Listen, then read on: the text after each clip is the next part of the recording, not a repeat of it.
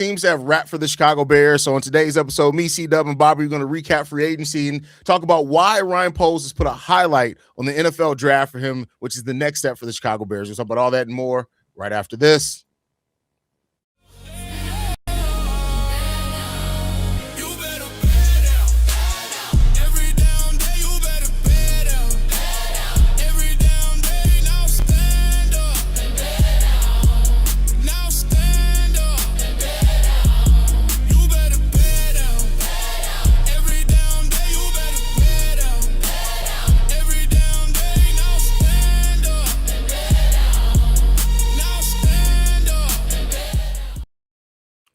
What's going on, Bears fans? Welcome to another episode of Chicago Bears Central, your number one spot for everything Chicago Bears related. I'm one of the hosts here. We're joined by C-Dub, Bobby, myself, Haize, in the building, the whole squad. Y'all ain't seen all of us together at all since goddamn the playoff game. It's crazy, bro. But fellas, we are very well into free agency. The Bears seem to be, for all intents and purposes, done with their major moves in free agency. The Bears still sit right now about $5 million above the salary cap. If we don't make any other trades or anything, our draft pick allocation is about $11.5–12 million, which means the Bears still got to clear $17 million just to be able to sign their draft pick. So Ryan Poles got a lot of work to do there. But I think that we need to start off with how we're feeling about the Bears after free agency. Let's start there. What's one of your biggest underrated signings for the Bears? What's a signing that you're not necessarily as confident in? I think we should start there. Yeah, sure. I'll be glad to start there. What a offseason the Bears are having. Ryan Poles is really putting his due diligence in this draft. I feel this is the most important draft and offseason thus far he had in his tenure. Now I look at my most troubling or my most eyebrow raising. It's got to be nephew knows it. That's why he's shaking his head. Garrett, Bradbury. Bradbury. When it comes to red flags, this kid just got a lot of red flags. First round pick. Really rated at the bottom of the list when it comes to pass protection. A lot of the years he's been a pro. I look at this as a band-aid until we get a young guy or we get us a proven veteran in here. I'm really not confident in Garrett Bradbury. I'm gonna just tell you that. There's a lot of the team gave him away being a first rounder. It's just a lot of red flags there. I hope it works out, but I'm not comfortable with them. I think the most appealing signing, like under the radar, and it's kind of low key. My boy Khalif Raymond, bro. Y'all seen Duvernay for the last year, bro. That is going to stop. We're going to get us a confident guy that's going to be returning kickoffs and punts. And also he could be used as a gadget guy on offense too with the speed that he possesses. I think this is going to be one of the most underrated pickups from the entire NFL. That's how high I look at this guy and what he can do to change a game for a particular team he plays for, and that being the Chicago Bears this season. For sure. I ain't mad at it. The most appealing or the signing that I was really high on was the pickup of safety Coby Bryant. You need him to play free safety, he could do it. You need him to play strong safety, he could do it. You need him to drop down in the box, he could do it. I always echo it, and y'all probably hear me say it so many times. I love defensive backs that are not afraid to tackle because it changes games. Not only can a defensive back like Coby Bryant bring in a versatile style to the Chicago Bears, but he can also come in and bring in some type of leadership. I don't know if he's going to be the Kevin Byard of this defense. I'm not saying that, but what he can bring is some of those daily habits that helped him and the Seattle Seahawks win the championship this past year. So I think he can go out there and be like, hey, Ben Johnson doing the right things. This coaching staff is doing the right things. Now amongst our players, now this is how we took care of ourselves in Seattle. So I'm really, really high on the Coby Bryant signing, simply because if you look at the draft, whether you want to go Emmanuel out of Toledo, if you get lucky and maybe want to take a strike on Dylan Thieneman out of Oregon, those guys can fit right next to him and provide some versatility for what Dennis Allen is trying to do schematically. So I think that's one of the signings that I'm really, really high on. And I think that it's going to fare well for the Chicago Bears, man. The NFL, the market pretty much spoke on the defensive backs that left the Chicago Bears, and the Bears let us know how they felt about those defensive backs in a way. Probably maybe they tried to keep some of those guys. I don't know, but it is what it is. The signing that I'm a little iffy on, but I'm interested to see how it pans out is offensive tackle Jedrick Wills Jr., simply because he is a offensive tackle who dealt with the injury, elected to sit out an entire year to get healthy. I remember seeing not too long ago that he sat out because he wanted to make sure the alignment of his knee ligaments and all that stuff were going to be properly back in place or something like that. But I think it's a low risk, high reward type thing. It's only a 1-year deal just for a little bit over $1 million. So I'm not going to count him out, but I'm interested to see how it works out, especially considering Braxton Jones is here, Theo Benedict is here, and this guy, he was once a starter. Can he come over here and help the Chicago Bears offensive line who needs help at that left tackle spot? Yeah, the Jedrick Willis signing is going to be an interesting one because it's one that you could look back on and it could either be a steal or you can look back on it and just say, well, there's a reason why he set out, right? Like when you're over 300 pounds, you wanted to make sure your ligaments are all in alignment. I can't blame you on that one, right? Yeah. Like, so, we'll see. The one that stands out to me, and I'll just say it to mention somebody else, Devin Bush. I think this Bears team needed speed coming around the outside. And I know TJ Edwards may not be healthy at the start. He's not going to be out as long as like Ozzie. I think that, at the most he may miss the first couple of weeks of the season and preseason. But having TJ Edwards and what we know he can be, having Devin Bush, and we already know that Dennis Allen schematically likes to keep one of those linebacker spots open where you can play another linebacker. You can bring in a defensive back to line up as linebacker. You can even drop back a defensive lineman sometimes, have them there, just frees up so much. Devin Bush's ability in coverage, his ability with the speed coming around the outside, all those type of things make me really excited to see what he's going to do under a Dennis Allen scheme. He's been a solid starter regardless, but it's that scheme that really can take you over the top, and how creative Dennis Allen gets and can use that speed. I think that's going to be a really interesting thing here for the Bears next season, a different dynamic for sure. That's kind of like the key word for the Chicago Bears this offseason is speed. Mm-hmm. Like the Chicago Bears are putting extra emphasis on getting faster and getting to the play. And I love it. And I love it, though. Yeah, and that's one that I was gonna say that's an interesting thing about my bad. I was just gonna say real quick about Devin Bush. It's gonna be interesting to see how he impacts the line of scrimmage when he blitzes, because I think that's kind of one of the areas to where Dennis Allen looked at Tremaine Edmunds like, yeah, he can be effective, but I'm interested to see Devin Bush can be effective, affecting the line of scrimmage when he calls a blitz or getting back in coverage as well. Yeah. So the Devin Bush part, I'm really excited. Like when you think about having Devin Bush, Kyler Gordon out there, like both like guys, and even like you said with Coby Bryant, like these are guys that like you talk about the versatile ways that Dennis Allen can scheme them and line them up and use them inside the box, outside the box. In the case for Coby Bryant, Devin Bush, drop him in coverage, have him as run support, use him as pass blitz. Like this is stuff that like. That's where you get to next level things. And that's where you have to start making defenses think. Now, we got to see it because Dennis Allen, he talked about being able to do some of that last year, but we never were able to do it really because of all the injuries. I didn't even mention Zay Frazier yet, who's another guy that Dennis Allen's going to use all over the place. So I'm really excited about the potential that we have there. Now, for the flip side of that, and one of the guys that I'm a little bit concerned about, and I will say this, I'll admit it that I'm leaning more towards positive, but that's Cam Lewis. And the reason why I say that is because Cam Lewis being somebody who can play the corner, the nickel, and the safety. I think that how well he adapts to the scheme and his role could free up Kyler. It could free up Devin Bush. I don't want to put too much pressure on him, but as versatile as he is, if it doesn't work out, I think that's going to force us to be a little bit more limited. But if he works, it could be great. So I'm waiting to see on that. We know he's still a fairly young guy, 28 years old. He's 5'9", 183 pounds. There's been some issues with coverage with him as well.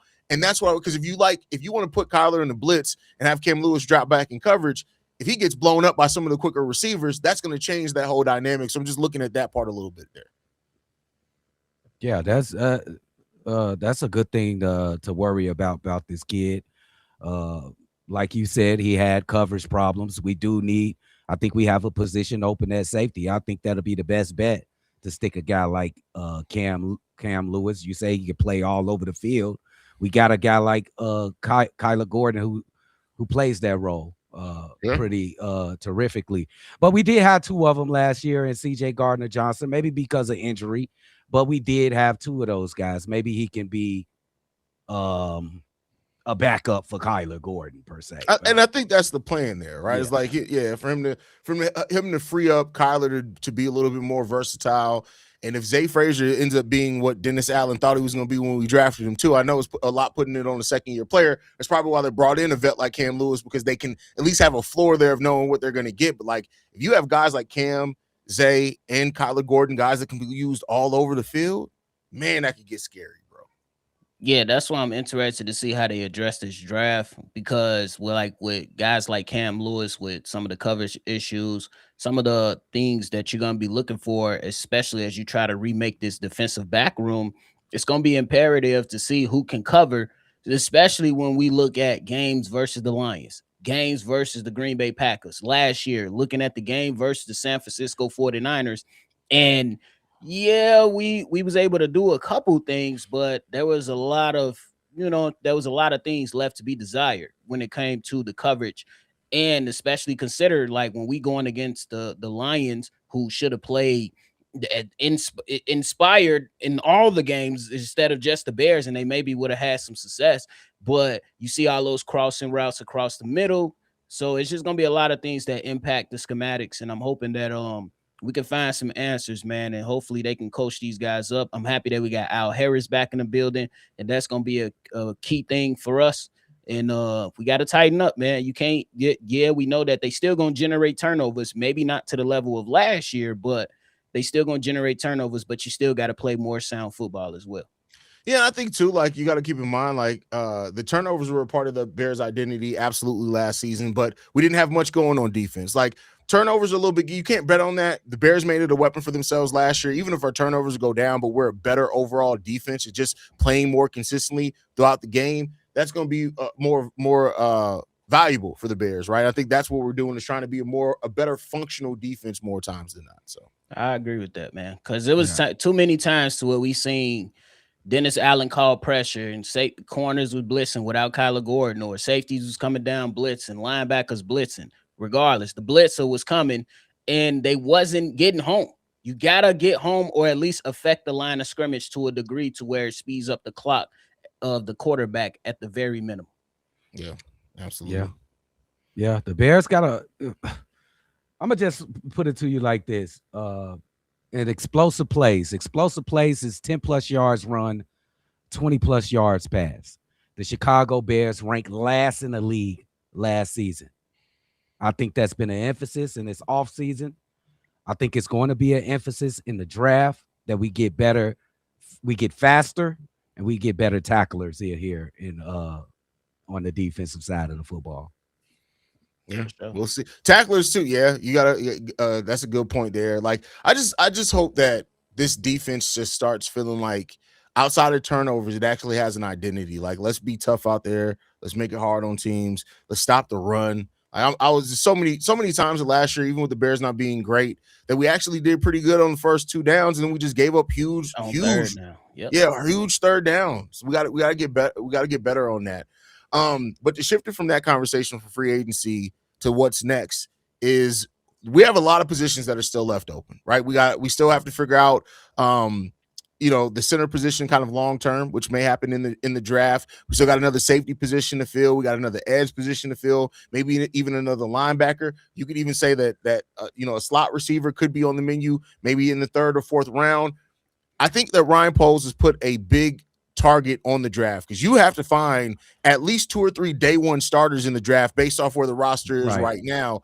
How do you guys feel about Ryan Poles being able, because he did it last year? Luther Burden, Kyle Monangai, Colston Loveland, these are guys that made impacts right away as rookies once they started being in the rotation. It took 2 or 3 weeks in the season before it seemed like Ben Johnson started trusting them. But as the season went on, as those guys played more and their role increased, we became a better offense. We kind of have to do the same thing now on defense with some of these positions. Do you guys trust that Ryan Poles can do it again this year? Yes, and I think he's owed that trust, and he deserves that trust to do so from the work that he's done so far. I think the Chicago Bears are going to be very targeted. The type of guys they bring in here to play for the Chicago Bears. You can look at the safety position. You could probably look at the center position. You can look at the edge. You probably can look at another cornerback. It's a myriad of ways that the Chicago Bears could go about this draft. I'm thinking that Ryan Poles can take care of the job. I'm not saying that he's been perfect in his tenure as the Chicago Hold on. Bears. We gotta stop this. We gotta stop this stupid shit. Ben Johnson did not make the first 2 picks. Y'all got to stop the dumbassery and understand how football teams work. Was he consulted? The type of player that he wanted was there, but y'all got to stop trying to take away from what Ryan Poles, and Ryan Poles has always been silent draft. Stop with the dumbass fan brain and actually have a open-minded actual football brain. Ben Johnson didn't make picks. Guess who makes the picks? It's the GM's job to make the picks. He does that in tandem with working with his coaches and keeping what they want in mind, but stop with the stupid shit. This is a stupid ass comment. I'm sorry. Go ahead. Keep it going. No, you good. This is, and I've been saying this since the offseason started. This is gonna be his toughest job of yet as GM for the Chicago Bears. One reason is because we're trying to build on that momentum from last season. We can't go backwards. We must go forward, and we got a lot of holes to fill that look insurmountable, but I think he should be able to do so. Okay. If I was Ryan Poles, I'll look to the edge. I don't know if he's going to do that. Maybe he believes in Austin Booker can go get you 8 sacks next season. Maybe he believes in the Deos. Trust me, bro. I'll be good this year coming up, but I don't. So this is gonna be tough for Ryan Poles, but I'm gonna give him the opportunity to do it, and I'm gonna trust and have a lot of confidence that he can get the job done. He's done so far. So yeah. When it comes to the draft, man, I'm gonna trust the guys that's in the room. And if people want to go out there and get Ryan Poles crap, go ahead and do so. Like C-Dub said, he's not perfect, but I think that he's made a number of moves to where Haize, where you were saying, where you was just talking about, he works in tandem with his fucking head coach. That's what GMs do. So when he had Matt Eberflus was a defensive coach. He went out there, first 2 selections were defensive backs in Brisker and Kyler Gordon. Now you can move on to Ben Johnson. Now the realm has changed to where, hey, how can we make sure your side of the ball is taken care of? And to C-Dub's point for yesterday's mailbag, Ben Johnson was taken care of last year. We're going to go ahead and take care of Dennis Allen this year. And I think that if anybody is feeling a little wary about rookies coming in and having to have an impact, whoop-de-doo. Because nobody complained when Colston Loveland came in and had an impact. He was under pressure. He rose to the occasion. Luther Berta rose to the occasion. Kyle Monangai rose to the occasion, along with Ozzie Trapillo. So if these young guys come in, whether that's Jacob Rodriguez, linebacker out of Texas A&M, if he comes in and has to fill the void, that's what the fuck he got to do. And I appreciate this aspect of the Chicago Bears moving forward. They're placing emphasis on player development and their belief in their coaching. Yeah. We're not going the Ryan Pace route to where we just chalking up money to edge rushes and defensive tackles that are pretty much unproven. I like Jalen Phillips coming through free agency, but he had half of a good season last year and just got paid $30 million. Yeah. I'm good with Ryan Poles not doing that. Now I'm good with him at least trying to go out the Max Crosby. Cool. It didn't work out. Now we should focus. So, and I think that we need to allow these guys to make their selections and develop these players. We want sustained success. Not 1 year, not 2 years. We suffered long enough in Chicago. We want 5 to 10 years of success. That's just how I'm looking at it. So I say we got to place the trust on them and place the trust on the coaches. Absolutely. What was the comment that one? He says, hey, most media members haven't mentioned it, but the Bears might need to go corner with the first 3 picks. Why do we need to go corner with the first 3 picks? We got Jalen Johnson, we got Tyreek Stevenson, we got Terrell Smith, Zay Frazier, Cam Lewis, Kyler. I didn't even mention Kyler Gordon. Where do we need a cornerback? We need health, but I don't think cornerback's anything that we need to in the first 3 picks. That's the first 2 rounds. There's no way we need to go not in the first 3 picks. No. I agree with that. No, that's crazy. Yeah, that's why they need to go that route, bro. You got too many players coming back. and there's still opportunities for you to land something later in the draft. Maybe somebody with the measurables that you can develop. And nephew, you do think that Garrett Bradbury is a band-aid of a signing, right? Do you see him going beyond next season? Probably not, because they went out and scouted Kansas State center Sam Hetch, I believe is his name. Yeah, something like that. Yeah, I believe is his name. So, hey, let the young go get you a young center. Let him learn behind some really good guys in Bradbury and Joe Tooney. And then he can grow with Caleb and the rest of those boys as we move forward. So it's just a 1-year thing for me with Bradbury. I'm good with that. Yeah, and I think as a 1-year stopgap, like he doesn't really allow sacks, he doesn't get penalties, right? Like so he's perfect in there. But get your center of the future now in this draft, and just and do that. Like especially when you look at, there's probably no centers that are going to go in the first round. They're all going to be probably in the second round. So you can address a bigger need in the first round and still get you a starting caliber center. Maybe not right away. You want to acclimate them a little bit more slowly, but you can get a guy that may be like Ozzie Shapiro last year. How we all kind of thought Ozzie Shapiro would start. Then he didn't. Yeah. And by the end of the season, he was starting. It could be something like that. Drip, let me ask you a question. Beyond this, Garrett Bradbury, and probably because of Drew Dalman, that surprise that we got that him retiring. Do you think that in the first couple of rounds, maybe 1 through 4, do you think there would have been any offensive? Like, I don't think so. If Bradbury wasn't here, I don't think it'll be any offensive selections whatsoever in the first 4 rounds. You mean if Dalman didn't retire?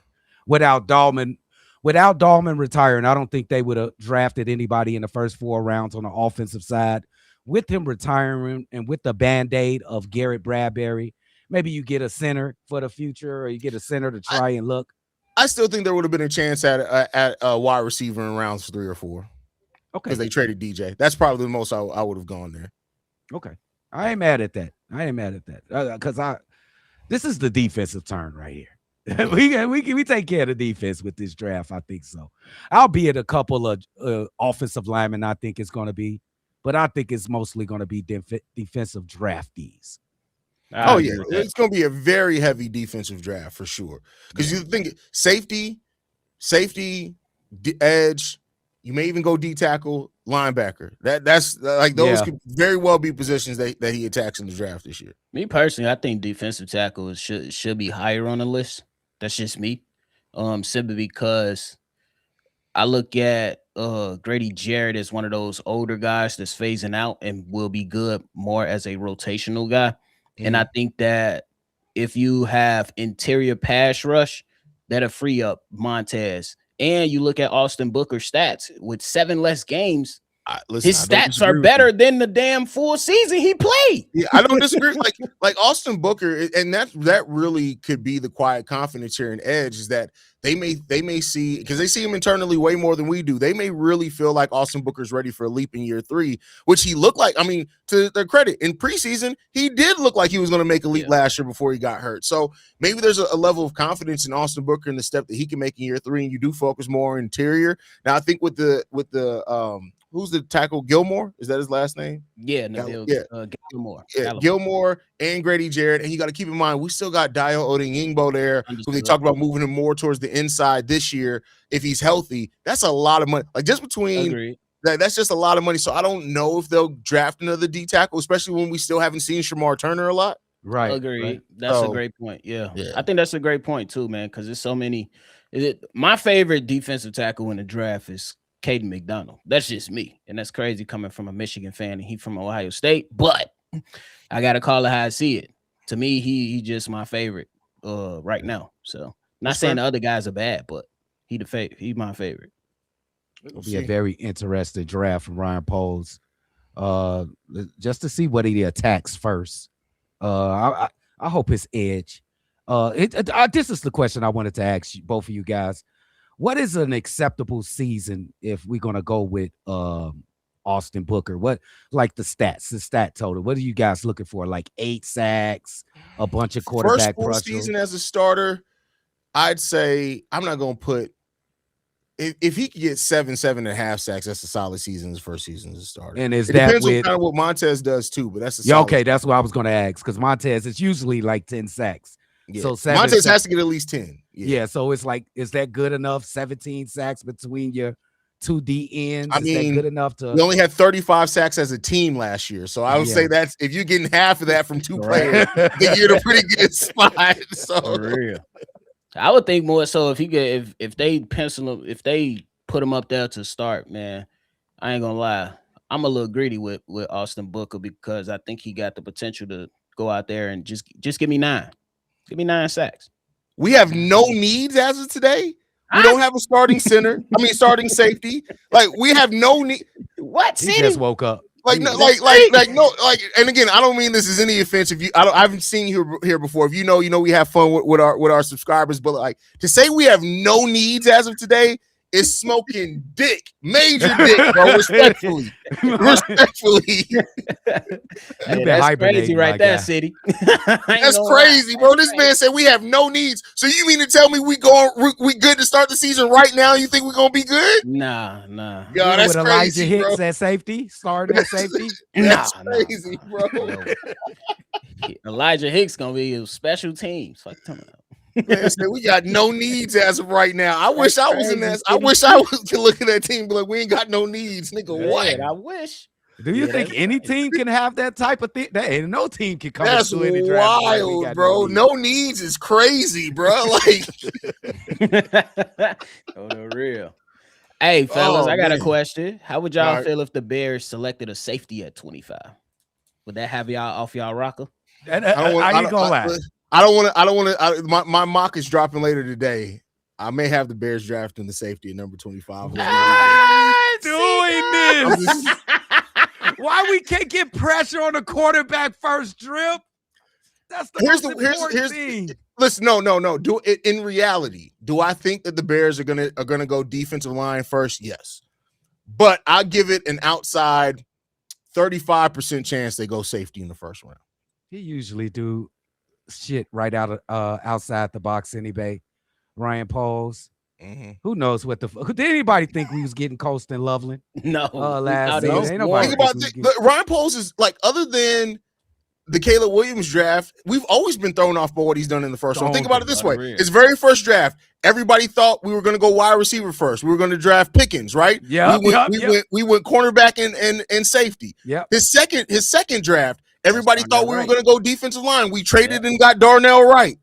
The only time that we did what people expected in the first round was Caleb Williams. Even last year, Colston Loveland. Every time he's drafted, it's been unexpected from what people think we're going to draft in the first round. That's part of the reason why. I'll explain it in my mock, but that's part of the reason why I have my mock the way I do. Do you think that safety selection at the 25? That's a Ryan Poles special. That's what you're thinking. I'm just, bro. I very so think it's possible, would be bro. That would qualify as a Ryan Poles I special think, right there. Man, if the draft board shake up the way you want it to, if Dylan Thieneman dropped to 25, bro, I wouldn't even be mad if they selected him to put next to Kobe Bryant. That's just me, bro. Because the white boy not scared to tackle. The white boy not even not afraid to tackle, bro. He might end up being one of the motherfucking goddamn coldest safeties in the league. When like that, bro, the motherfucker's not wound too tight, bro. You don't see crazy white boys like that. I need the psychos on my team. I like psychos on my team. Yeah, bro. He got range. He not afraid to tackle. He run a 4.36. I'm just saying, I wouldn't be upset. Hey, all the Ryan Poles specials have worked. Understand. They have worked out, all of them. So I ain't got no reason to doubt them. So go do your thing, Ryan. But just do it on the edge. Do it on the edge. Just do it on the edge. Oh, the real what? I'm telling y'all, bro. I would not be surprised if when we're live for the draft, we'd be like, and Poles selects, nigga, what? What do you nigga? What Poles? That's what we do every year. What? Every year we've been doing that, bro. Every year. That's why I say, like, I get it. Like, I will not argue anybody who says our first pick should be defensive line. I'm not gonna argue the logic behind that. But this nigga Ryan Poles do not see the world the rest of the way we do, bro. And it's worked out. Like, listen, they talking about trading Jalen Carter. Darnell Wright is Darnell Wright, like, literally when Dan Rouchard talked about the offensive line, he basically said, yeah, we got our veterans and we got Darnell. Y'all niggas need to live up to what Darnell do. Like, he basically said that shit, bro. Like, he basically was like, hey, all y'all is questionable, but Darnell's not. Like, Oh my goodness. What? Come on, man. so I'm just saying, bro, Yeah, for he all the told you. stuff the stuff that people throw at Ryan Poles in that moment, how many people killed Ryan Poles for the first 2 years that he didn't take Jalen Carter and decided to take Darnell Wright and Trey and also get Javon Dexter? It ended up being the right decision. Say what you will about not taking Pickens. Kyler Gordon and Jaquan Brisker end up being the better place to go than wide receiver at that. Now, we also drafted Velus Jones after those guys who ended up shooting us in the fucking foot. Look at last year. Everybody thought, and then even the people that thought if we did go tight end thought we were going to go a different one. Colston Loveland is one of the most beloved Bears right now. Yes, he is. Yes, he is. He probably slated to be a top Coasting, 5 man. tight end next season by a lot of relax, brother. They own you. Hey, yeah. Wrap I'm it gonna up. say this right now, and I'm not saying it as like a locked in take, but I'm gonna say this right now.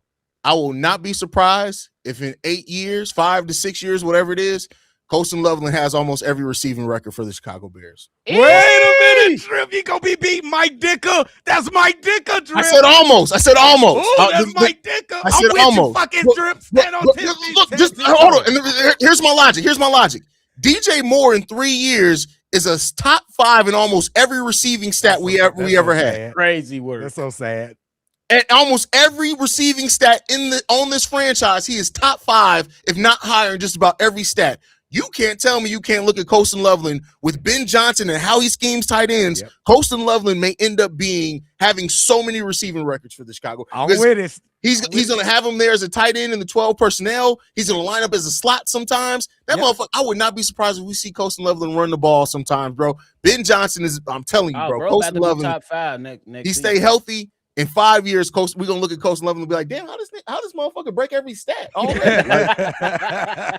He that good, man. This is not hyperbole. We not over talking it or over judging this guy. He is that good, and all of his contemporaries think the same. All of them. Agreed. Yeah. So it is what it is, man. Anything left, fellas, before we get up out of here, man? Another week gone. Getting closer to the season, baby. Let's go. Keep them pushing. I got a PSA. Short fellas, we can't go outside today. It's windy to the motherfucker. We're gonna get blown away. Stay home. Bro, we had 60 mile per hour wind. I had to take the dog out, bro. I had to take the dog out. I'm walking the dog, bro. Keep in mind, my dog 195 pounds. That motherfucker walking in the wind, all fucking perfectly fine and shit.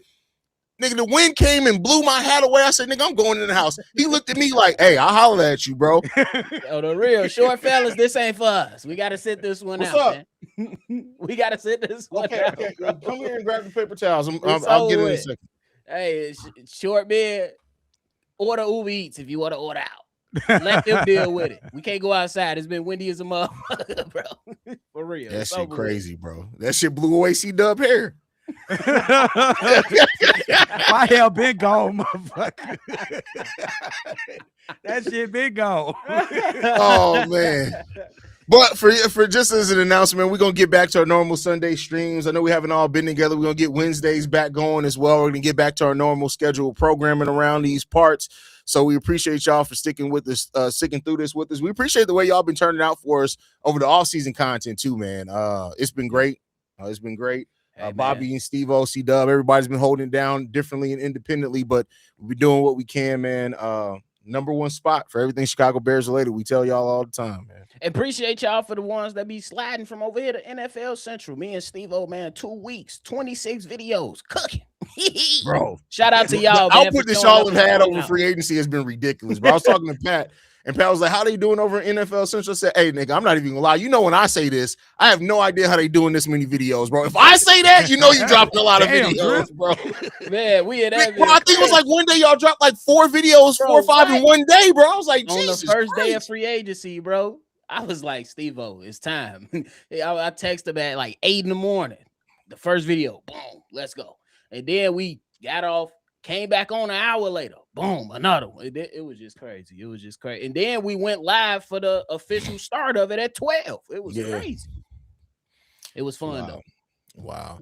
Y'all make sure y'all following us at Chi Bears Central. You can send us any feedback, questions, comments, concerns, ChicagoBearsCentral@gmail.com. Lastly, if you want to leave a text message and our voicemail for the mailbag, number to do so, 773-242-9336. We're the number one spot for everything Chicago Bears related. Chi-Town up, bear down, motherfuckers. Peace, y'all.